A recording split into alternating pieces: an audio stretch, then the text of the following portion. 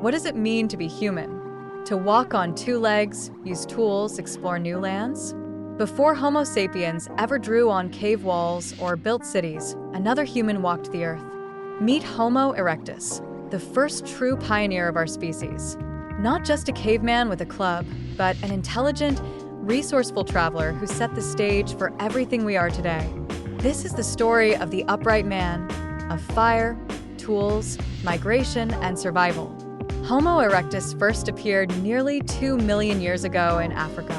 They would go on to survive for over 1.5 million years, far longer than modern humans have existed.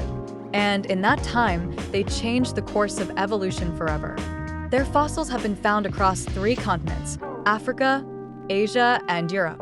One of the earliest discoveries? Java man in Indonesia, found in the 1890s. Then came Peking man in China in the 1920s. And perhaps the most famous, Turkana boy, an astonishingly complete skeleton of a teenage Homo erectus found in Kenya. Each fossil gave us a window into the life of a species that once ruled the prehistoric world. Imagine meeting Homo erectus today. They look both familiar and strange. They stood upright, walked like us, and could cover great distances. With long legs, short arms, and a strong build, they were adapted for life on the move. But their faces? A thick brow ridge, long low skull, and no chin. Their brains were smaller, but still impressive, around 800 to 1,100 cubic centimeters. Enough to think, solve problems, and survive in diverse environments. They were the first humans to leave the forest and embrace the open plains, and the first to explore the world beyond Africa. With bigger brains came better tools. Homo erectus mastered the Acheulean hand axe, a sharp, symmetrical stone tool shaped with precision. Used for cutting, digging, scraping, it was the Swiss Army knife of its time. They were also likely the first to control fire. Evidence from sites like Wonderwork Cave in South Africa suggests they used fire nearly 1 million years ago. Fire meant warmth, cooked food, protection, and perhaps even social bonding around early campfires. They weren't lone hunters. Homo erectus lived in groups, hunting together, protecting each other, and likely raising their young as a community. Some fossils show signs of care, individuals who survived injuries or illness thanks to help from others. This suggests not just survival, but compassion, a powerful step toward humanity. And while we can't know exactly how they communicated, many scientists believe they had some form of proto-language, sounds, gestures, maybe even simple speech. Their intelligence wasn't just about tools, it was social, emotional, and adaptive.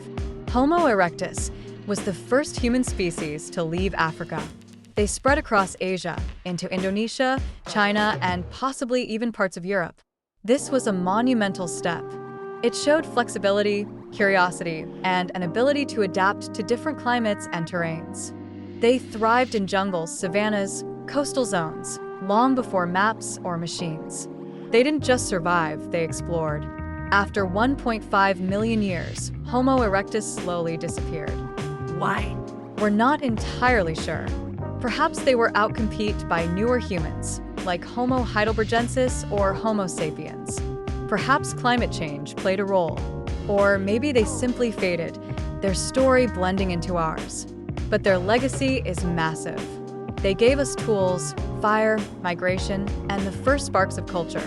They were the first to truly act like humans before we even had that name. We owe more to Homo erectus than most realize. They weren't just ape-like ancestors.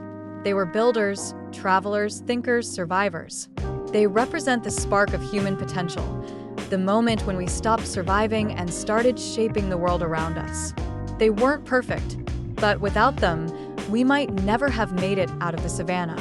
If you enjoyed this journey into the ancient human past, like and subscribe for more deep dives into the animals, people, and mysteries that shaped our world.